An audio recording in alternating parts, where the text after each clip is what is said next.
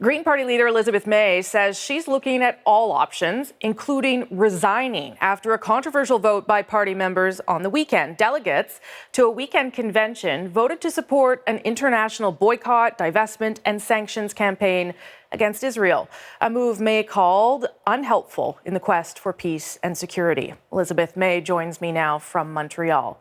So, Ms. May, how do you lead the party when you disagree so fundamentally with this policy? Well, I'm struggling with the question of whether I should continue as leader or not, quite honestly. The large obligation I have is to our membership, and I'm quite certain that most of our members don't support this policy, but weren't fully engaged in the consensus building process we normally would have had.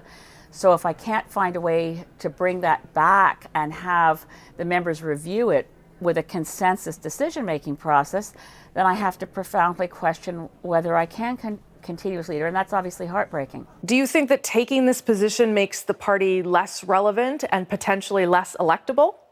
It's clear that this issue out of our convention is a rather large-scale distraction from what things we must do that our members have said are our top priorities: climate action, fighting the TPP, and getting fair voting.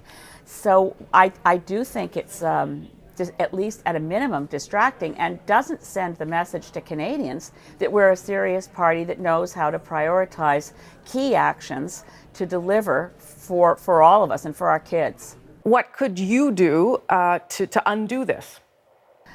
Well, the highest order of authority in the Green Party of Canada is our members when gathered at biannual general meetings. So in the normal course of things, we would not have another chance to revisit this for 2 years. One way to bring it forward is under Constitution, if I step down, then we'd have to have a leadership convention sooner, and they could deal with this issue.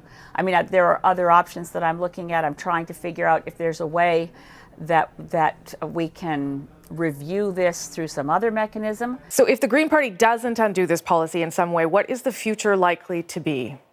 Well, that's a question for others. I can say if we don't undo this policy, I don't see how I really would be able to continue as leader of the party.